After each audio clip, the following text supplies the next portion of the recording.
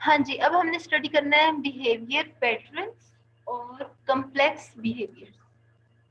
ठीक है, complex behaviour patterns ये हमने स्टडी करना है। तो सबसे पहले तो आप में से कोई मुझे ये बताए कि पैटर्न्स क्या होते हैं, पैटर्न हम किसे कहते हैं?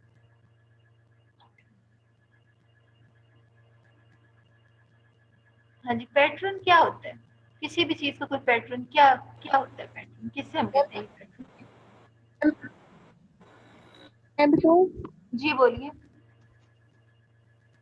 मेरे ख्याल पैटर्न हम जो भी कोई काम करते हैं ना, उस तरीका होता है उस चीज को, किस तरह हमने ये काम करना है, किस तरह हमने कोई चीज परफॉर्म करनी है, सही, जिस अंदाज में कुछ उसकी हो रहा है उसको हम जो भी। पैटर्न कह रहे हैं। गुड, ठीक हो गया। और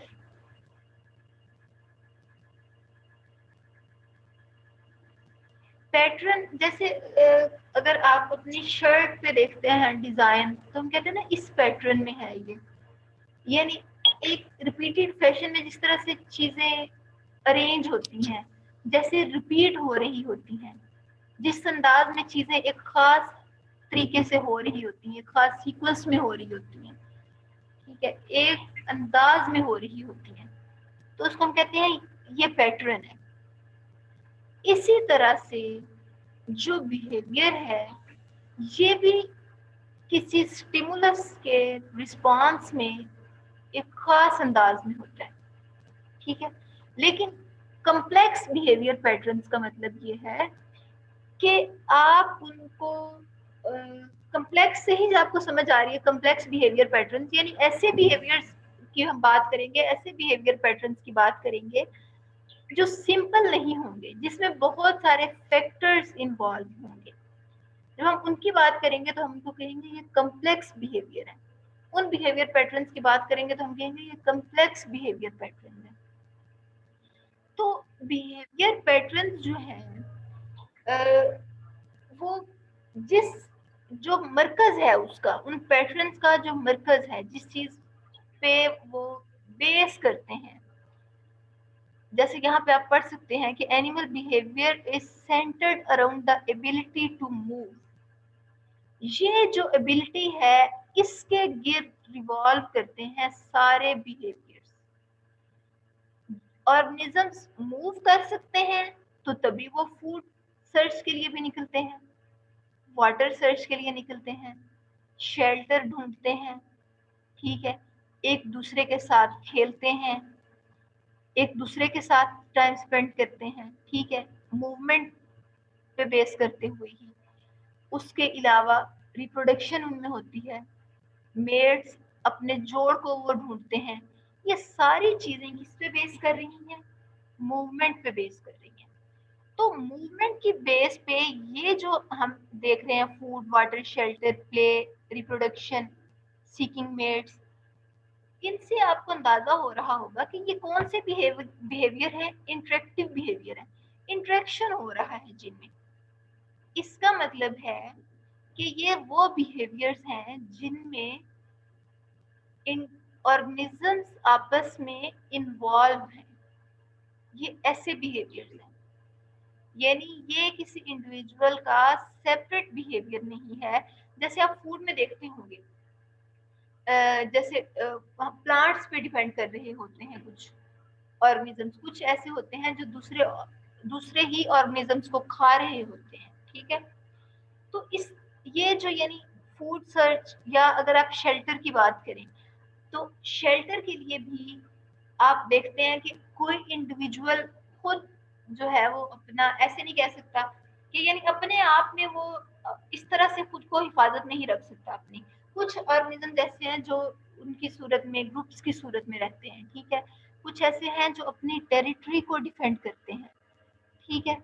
और ये जो टेरिटरी है वो जैसे उनका अपना एक स्पेसिफिक एरिया होता है अपना, यानी उनका घर जहाँ पे उन्होंने अपने ऑफ स्प्रिंग्स को रियर करना है, जहाँ पे उनके फूड रिसोर्सेज हैं, तो वो एक एरिया को मार्क कर देते हैं कि ये हमारी टेरिटरी है, ठीक है। और अब ऑर्गेनिजम्स आपस में जो उनका प्ले होता है, या जो एनिमल्स जो है वो मेट्स को ढूंढते हैं, तो ये सारे आप देखेंगे कि ये एनिमल्स का दूसरे एनिमल्स के साथ इंटरेक्शन हो रहा है, ठीक है। तो इंटरेक्शन से जो एक बिहेवियर सामने आ रहा है उसको फिर हम कहते हैं सोशल बिहेवियर।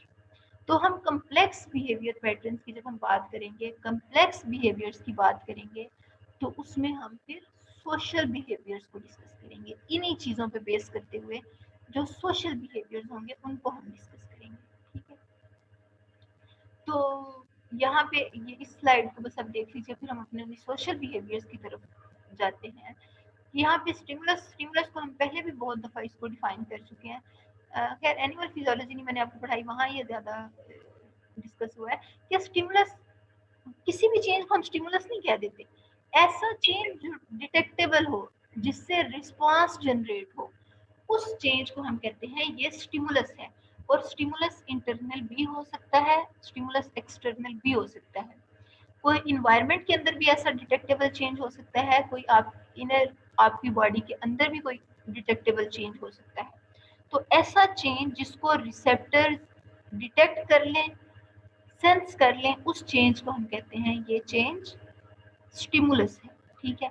वो हंगर भी हो सकता है इंटरनल स्टिमुलस, वो कोई एक्सटर्नल स्टिमुलस जैसे कि साउंड भी हो सकता है, वो पेन भी हो सकता है इंटरनल या एक्सटर्नल, ठीक है। विजुअल क्यूज भी हो सकते हैं, लाइट जैसा कि हो सकता है, ठीक है, या आपको कोई ऑब्जेक्ट्स नजर आ रहे हैं, ठीक है, इस तरह के विजुअल क्यूज। हार्मोनल चेंजेस ये भी एक स्टिमुलस हो सकता है, जिससे मुख्तलिफ किस्म के रिस्पॉन्सेज जो हैं वो जनरेट हों। तो ये सारे जो हैं ये स्टिमुलस हो सकते हैं, और इन्हीं स्टिमुलस की बेसिस पे, इंटरनल या एक्सटर्नल स्टिमुलस की बेसिस पे मुख्तलिफ बिहेवियर जो हैं वो शो होते हैं, ठीक है। तो अब जो हमने कम्प्लेक्स बिहेवियर पैटर्न्स की बात करनी है, जो कि सोशल बिहेवियर्स, इंटरेक्टिव बिहेवियर्स की बेस पे हमें बात करनी है, वो अभी हम उनको डिस्कस करेंगे, ठीक है। तो अब ये जो बिहेवियर है, कम्प्लेक्स बिहेवियर, ये इंस्टिंक्टिव भी हो सकते हैं, इनेट भी हो सकते हैं यानी कि, और ये लर्न बिहेवियर भी हो सकते हैं। लेकिन मोस्टली जो होता है वो ये कम्प्लेक्स बिहेवियर जो हैं ये इनेट ही होते हैं, लेकिन लर्निंग के साथ इनमें मजीद इम्प्रूवमेंट आती है। जैसे प्रे और प्रीडेटर का जो रिलेशनशिप है, ये फूड वाला है ना, कि प्रीडेटर जो है वो प्रे को एज अ फूड ले रहा है, ठीक है। और ये एक इंस्टिंक्टिव बिहेवियर है, ये उनकी इंस्टिंक्ट है कि उन्होंने प्रीडेटरी रोल प्ले करना है, फूड सर्च करनी है। लेकिन लर्निंग से वो देखते हैं कि इस प्रे को हमने कैसे कैप्चर करना है, यानी उनके अंदर वो सारे इस तरह के स्ट्रक्चर्स तो उनके पास होते हैं जिससे वो प्रे को कैप्चर करते हैं, उनको टीयर करते हैं, उसको पकड़ते हैं, उसको खाते हैं, च्यू करते हैं, ठीक है, चीरना फाड़ना, वो सारे स्ट्रक्चर्स हैं उनके पास।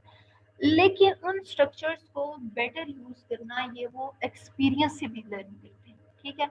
तो जो कम्प्लेक्स बिहेवियर मोस्टली हम देखते हैं वो इंस्टिंक्टिव बिहेवियर्स ही होते हैं। जैसे हमने अभी पीछे जो मैंने दूसरा अभी हमने उस स्लाइड पे देख रहे थे कि फूड की उसमें हमने बात की थी, ठीक है। उसके अलावा आप देखें तो रिप्रोडक्शन की बात की हुई थी, या इंडिविजुअल्स का आपस में इंटरेक्शन उसकी बात की हुई थी। तो ये सारे जो हैं ये इंस्टिंक्टिव बिहेवियर्स हैं, ठीक है। तो इनको फिर हम ये जो इंटरेक्शन से ये जो बिहेवियर सामने आते हैं, इनको हम कहते हैं ये सोशल बिहेवियर्स हैं, ठीक है।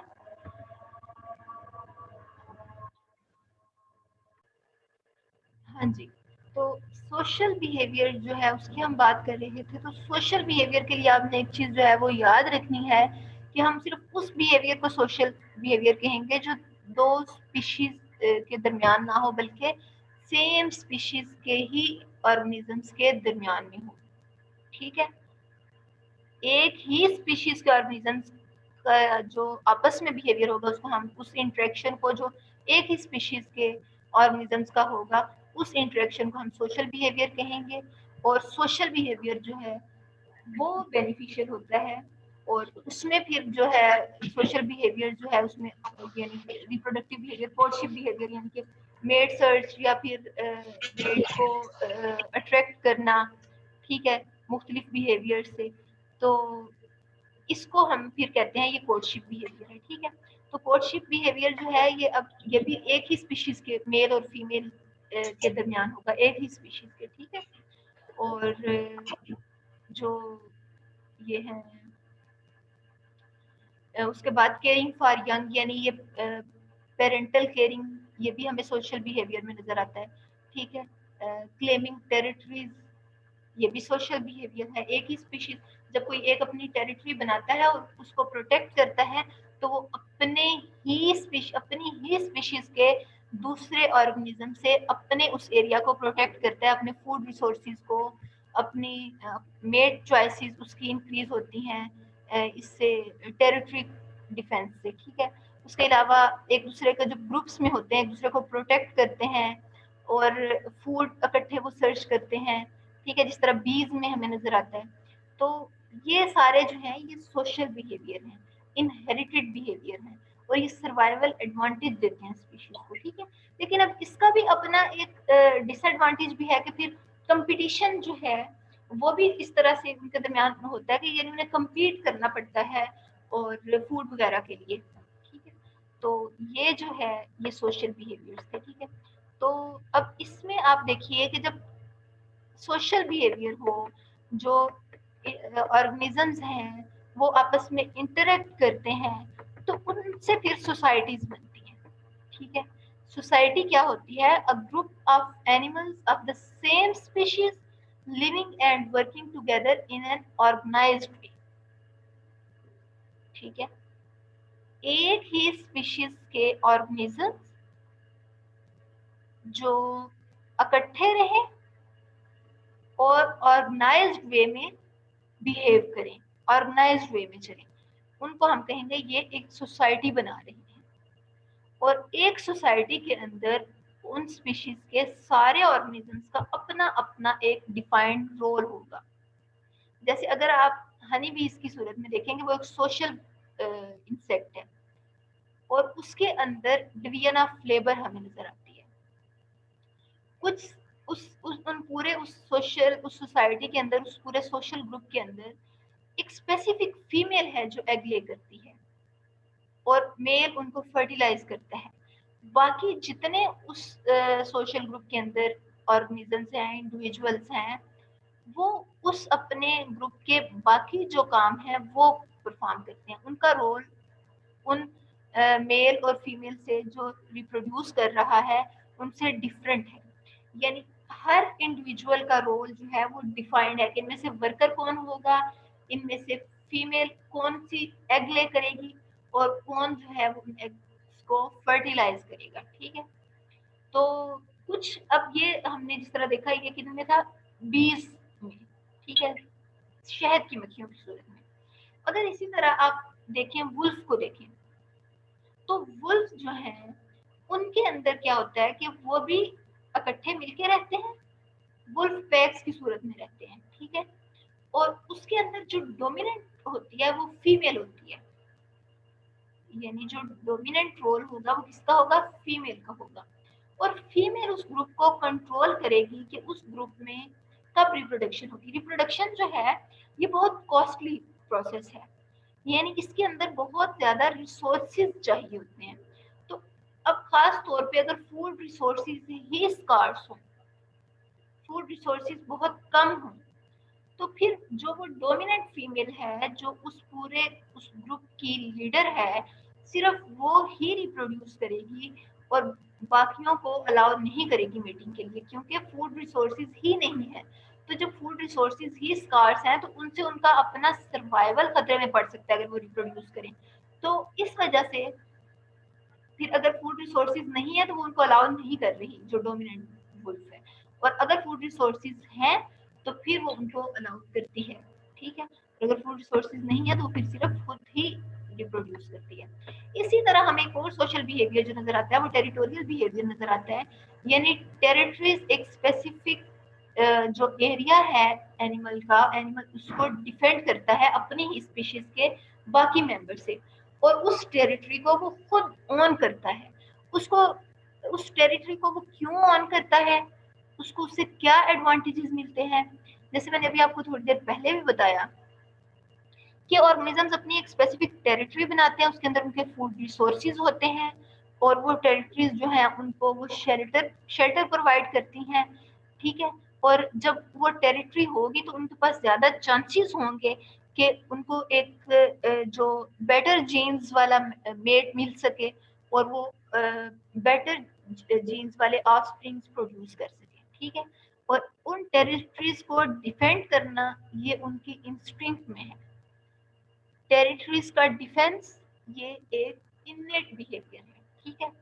और हर एनिमल जो है उसका जो टेरिटरीज को डिफेंड करने का अंदाज होगा वो डिफरेंट होगा। जैसे लायंस हैं वो और तरह से डिफेंड करेंगे, अगर बर्ड्स हैं तो वो अपनी टेरिटरीज को और अंदाज में डिफेंड करेंगे, ठीक है।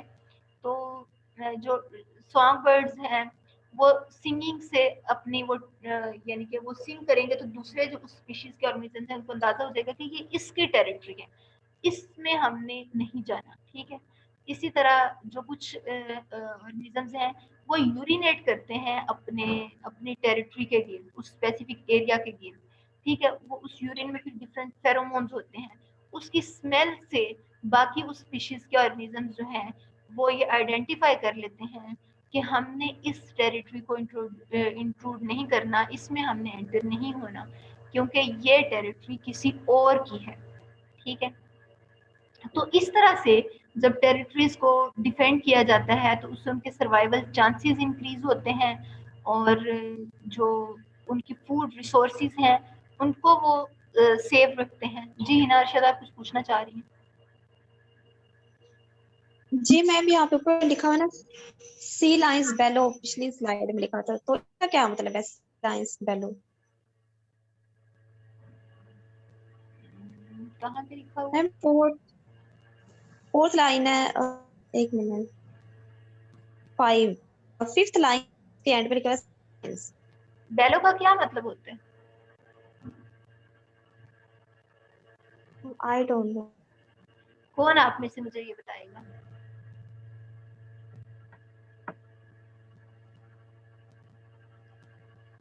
अच्छा, जैसे वहां यहाँ पे बेलो लिखा हुआ है, ये रहा बेलो, ये चैटर लिखा हुआ है, इसके अलावा सिंह लिखा हुआ है।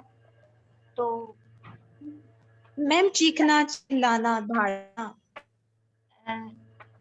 बेलो का क्या मतलब आप बता रही?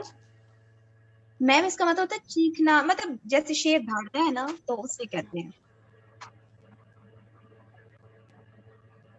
अच्छा, इसका वैसे मीनिंग मेरे भी जहन में नहीं है और मेरी नजर से भी नहीं गुजरा इसका मीनिंग, लेकिन जो इसका टेरिटरीज को डिफेंस का इनका अंदाज यही होता है कि ये उसके गिर्द चक्कर लगाते हैं और उसके अलावा यूरिनेट करते हैं और यानी उससे फेरोमोन्स रिलीज करते हैं, दूसरी स्पीशीज उसको डिटेक्ट करती हैं, ठीक है।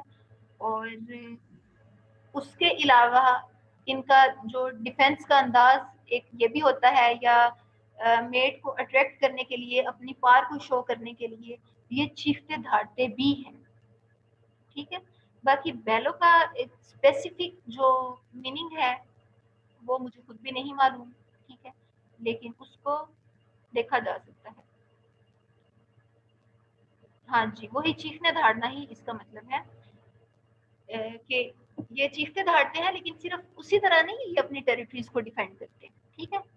यानी कि ये डीप साउंड जो इनकी होती है बेलो, उससे भी ये टेरिटरीज को डिफेंड करते हैं, लेकिन उसके अलावा यूरिनेशन से भी डिफेंड करते हैं और उसके अलावा जो ये उसके गिर्द चक्कर लगा के भी, पेट्रोलिंग, उससे भी ये अपनी टेरिटरीज को डिफेंड करे। चलिए, आपने अच्छा क्वेश्चन किया, इससे मेरी वोकैबुलरी में भी एक लफ्ज का इजाफा हुआ कि बेलो का मतलब होता है एक वो डीप साउंड से जो वो धाड़ते हैं, ठीक है।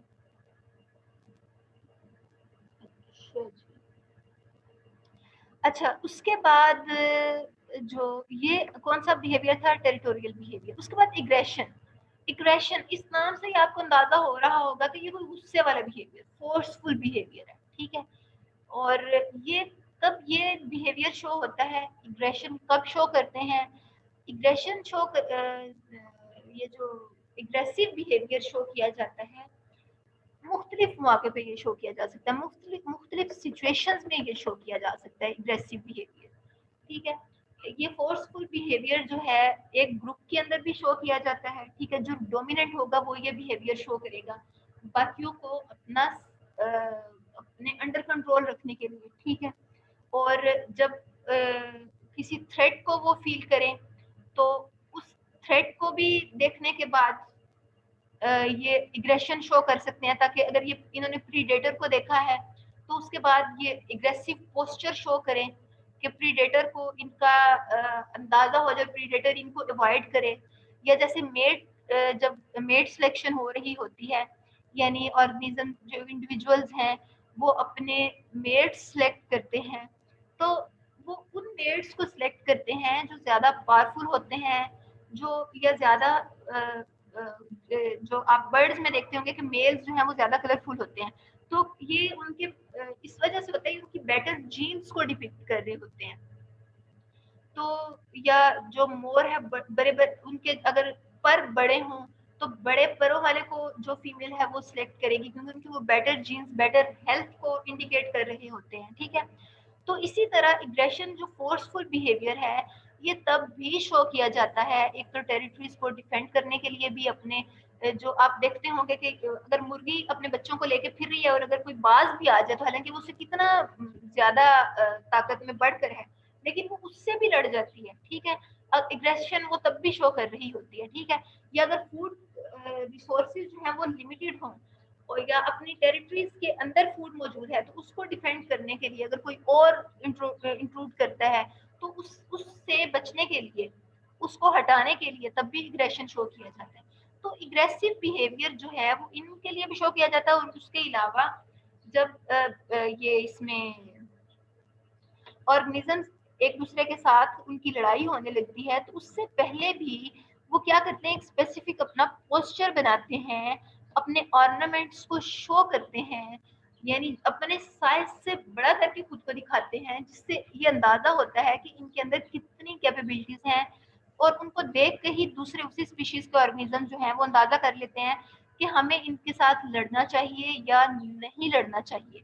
ठीक है, तो वो उसी वक्त वो फिर अपना पोस्चर जो है वो बजाय इसके कि वो लड़े और उससे वो शिकस्त खाएं और उससे उनको इंजरीज भी हो, डैमेज पहुंचे, नुकसान हो, तो इसके बजाय वो क्या एक सबमिसिव पोस्चर बना लेते हैं, यानी अपने साइज से कम नजर आने वाला पोस्चर बना लेते हैं। ठीक है, यानी अपने विंग्स को ऐसे ड्रॉप कर देंगे या जो अपने जो दुम को फैलाया होता है तो उसको कर लेंगे, सुकेड़ लेंगे। ठीक है, कि उससे अंदाजा हो जाएगा कि ये सबमिसिव पोस्चर में आ गए हैं, इन्होंने सरेंडर कर दिया है।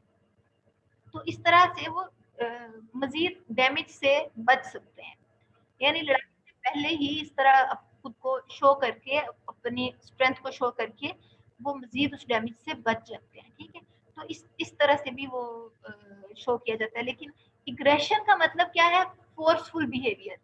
ठीक है, जो एग्रेसिव बिहेवियर है। ठीक है, लेकिन इसको आपने उसके साथ कंफ्यूज, मैं सिर्फ पोस्चर की बात कर रही हूँ, जो वो मैं उससे रिप्रोडक्शन के लिए और मेट सिलेक्शन के साथ जो रिलेट कर रही हूँ ना, मैं वो उस पोस्चर को रिलेट कर रही हूँ। ठीक है, लेकिन एग्रेशन का मतलब क्या होगा कि aggressive behaviour, threatening behaviour, fighting behaviour, ये होंगे एग्रेसिव बिहेवियर। लेकिन जो उस फाइटिंग बिहेवियर से पहले ही एक पोस्चर बना के अपनी स्ट्रेंथ को शो कर देंगे, उसको हम एग्रेसिव बिहेवियर नहीं कहेंगे। ठीक है, वो उस पहले ही एक दूसरे को, अब उसके लिए एक स्पेसिफिक टर्म होती है जो भी मेरे जहन में नहीं आ रही है, कि ये जो अपनी स्ट्रेंथ को शो करते हैं, खैर जैसे ही मेरे जहन में आए मैं इंशाल्लाह आपके साथ ये शेयर करूंगी। तो लेकिन इस चीज को आपने दो चीजों को मिक्स नहीं करना। एग्रेशन का मतलब है फोर्सफुल बिहेवियर, और उसका क्या मतलब है कि अपने स्ट्रेंथ को शो करना एक स्पेसिफिक पोस्चर से। ठीक है, तो यहाँ इस तरह से ये जो एग्रेशन है, हम जो अभी बात करें, हम अपनी उसी तरफ आते हैं वापस। एग्रेसिव बिहेवियर एक ही स्पीशीज के ऑर्गेनिजम्स के दरमियान होगा, फोर्सफुल बिहेवियर होगा प्रोटेक्शन के लिए होगा, फूड रिसोर्सेज को compete करने के लिए, फूड रिसोर्सेज को obtain करने के लिए होगा, ठीक है, अपने जो यंग वंस हैं उनको प्रोटेक्ट करने के लिए होगा। अच्छा, सबमिशन, सरेंडर करना, ठीक है, ये भी स्पीशीज में बिहेवियर होता है। ये कब होता है स्पीशीज के अंदर बिहेवियर कि जब स्पीशीज जो है, सेम स्पीशीज जो है उनके दरमियान फाइट जब होती है तो ऐसा बहुत कम होता है कि वो फाइट डेथ तक हो। जब उनकी आपस में फाइट स्टार्ट ही होती है तो वो जब ये ऑब्जर्व कर लेते हैं कि हम इनके मुकाबले के नहीं हैं तो वो अपना सबमिसिव पोस्चर बना लेते हैं, ठीक है, और उससे ये कम्युनिकेट हो जाता है कि इन्होंने सरेंडर कर दिया है। ये जो सबमिसिव पोस्चर है ये हमें यानी एक तो उस फाइट के दौरान भी नजर आता है कि वो उस तरह का सबमिसिव पोस्चर बना लेते हैं और फर्दर अग्रेसिव बिहेवियर से बच जाते हैं। और उसके अलावा हमें ये ग्रुप्स में भी नजर आते हैं कि डोमिनेंट एनिमल्स जो हैं वो अग्रेसिव बिहेवियर शो करते हैं और जो उसके सबऑर्डिनेट्स होते हैं वो सबमिसिव बिहेवियर शो करते हैं, ठीक है। और जो पेरेंट्स और ऑफस्प्रिंग में भी अगर आप देखें यंग वंस होते हैं वो पेरेंट्स के सामने सबमिसिव बिहेवियर शो करते हैं, ठीक है। इसका मतलब ये होता है कि इग्रेशन नहीं शो कर रहे, सरेंडर शो कर रहे हैं। तो फिर डोमिनेंट इंडिविजुअल से वो बहुत सारे सोशल बेनिफिट्स लेते हैं सरेंडर होके, ठीक है। अच्छा, उसके बाद है कम्युनिकेशन। कम्युनिकेशन भी एक सोशल बिहेवियर है। इंडिविजुअल्स आपस में कम्युनिकेट करते हैं, इंफॉर्मेशन एक दूसरे को कन्वे करते हैं, उनमें से एक जो है वो रिसीव करता है, एक इंफॉर्मेशन सेंड करता है। तो इस कम्युनिकेशन से भी बिहेवियर चेंज होता है, ठीक है।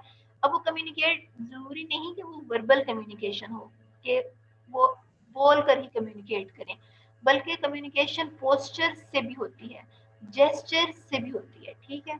कोई केमिकल्स रिलीज करते हैं जैसा कि फेरोमोन्स वगैरह, उससे भी होती है। तो ये जो इस तरह करके मुख्तलिफ तरीकों से कम्युनिकेट किया जाता है, तो जब इंफॉर्मेशन दूसरे इंडिविजुअल्स तक पहुंचती है तो ये इंफॉर्मेशन उनमें एक स्पेसिफिक बिहेवियर जो है उसका इजहार करवाती है, ठीक है। जैसे आप देखें कि अगर फेरोमोन्स एक स्पीशीज के इंडिविजुअल्स रिलीज कर रहे हैं तो उसी स्पीशीज के ऑर्गेनिज्म उनको डिटेक्ट कर लेते हैं। तो रिप्रोडक्टिव सक्सेस के लिए जरूरी है कि जैसे ही वो सिग्नल रिलीज हुआ है तो दूसरा उस स्पीशीज का जो दूसरा इंडिविजुअल है अगर मेल की तरफ से रिलीज हुआ है तो फीमेल फौरन रिस्पॉन्ड करे, ठीक है, ताकि वो एट अ टाइम उनमें मीटिंग हो और रिप्रोडक्टिव सक्सेस उनकी इंक्रीज हो और उनके जो सर्वाइवल के चांसेस हैं वो इंक्रीज हो, ठीक है। या उसके अलावा अलार्म कॉल्स आप देखें, ये कम्युनिकेट इस तरह करते हैं, केमिकल्स रिलीज करते हैं, स्पीच, कोर्टशिप बिहेवियर, एग्रेशन, ये मुख्तलिफ फॉर्म ऑफ कम्युनिकेशन है, ठीक है। अलार्म कॉल्स कब कि जब ग्रुप्स की सूरत में ऑर्गेनिजम्स मूव कर रहे होते हैं, रह रहे होते हैं, फूड सर्च के लिए निकले होते हैं, तो अगर उन्हें कोई थ्रेट मिलता है तो उनमें से कोई एक जो है वो अलार्म कॉल देता है और बाकी सारे जो हैं वो फिर उसको रिस्पॉन्स करते हैं और वो फिर अपना बचाव कर लेते हैं। या केमिकल्स जो है वो रिलीज करते हैं, प्रे केमिकल रिलीज करता है प्रीडेटर को पैरालाइज करने के लिए, प्रीडेटर से खुद को बचाने के लिए, ठीक है। कोर्टशिप बिहेवियर यानी कि मेटिंग के लिए जो बिहेवियर होते हैं। या उसके अलावा ये कोर्टशिप बिहेवियर देखिए, allow male and female members of a species to recognise each other, ठीक है। मेटिंग जाहिर है एक ही स्पीशीज के इंडिविजुअल्स के दौरान होगी ना, दरमियान होगी, तो उसके लिए वो कोर्टशिप बिहेवियर उनमें होता है। यानी जो उस स्पीशीज के इंडिविजुअल्स हैं वो एक दूसरे को मीटिंग के लिए स्टिमुलेट करते हैं, ठीक है। और ये चीज जो है एट अ टाइम मीटिंग ये उनकी रिप्रोडक्टिव सक्सेस को इंश्योर करती है। उसके अलावा केमिकल इतना काफी है जी बोलिए। मैम, इतना काफी नहीं। इतना काफी है, चले जी खत्म कर लेते हैं, ठीक है जी, यहीं पे खत्म कर लेते हैं। अच्छा जी, चले इसको ये जो मैं लास्ट पॉइंट कर रही हूँ उसको तो हम साउंड कम्युनिकेशन जिस तरह हो सकती है ऑर्गेनिजम्स के दौरान, यानी कि वो इनकी एग्जांपल जो है ना, ये अगर आप खुद इस ये अगर आपको कॉन्सेप्ट क्लियर हो गया कि कम्युनिकेशन का क्या मतलब है कि एक इंफॉर्मेशन दे रहा है, दूसरा उन सिग्नल्स को रिसीव कर रहा है, तो रिसीवर के बिहेवियर में एक चेंज आ रहा है। तो जिस तरह आपने एग्जांपल्स पढ़ी होंगी फ्रॉग्स की, कि फ्रॉग्स जो है वो अपनी मखसूस आवाजें निकालते हैं, ठीक है, ये उनका एक कोर्टशिप बिहेवियर है, ठीक है, और उसके बाद वो फिर एग्स रिलीज करते हैं, फिर एग्स जो है उनको फर्टिलाइज किया जाता है और सारा इस तरह से।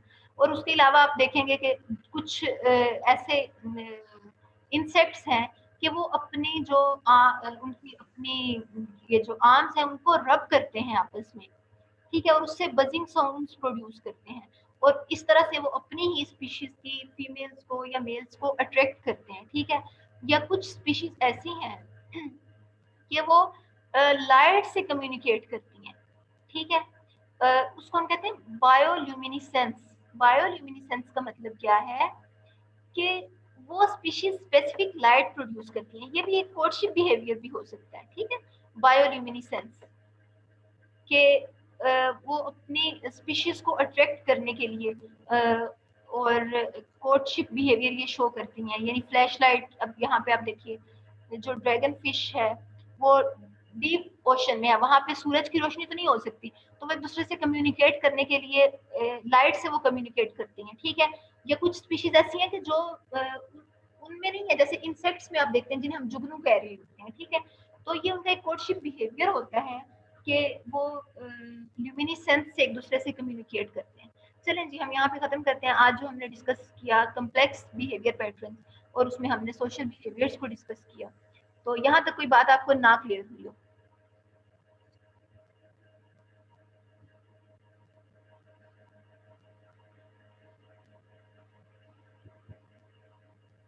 हाँ जी, यहाँ तक सबको क्लियर हो गया?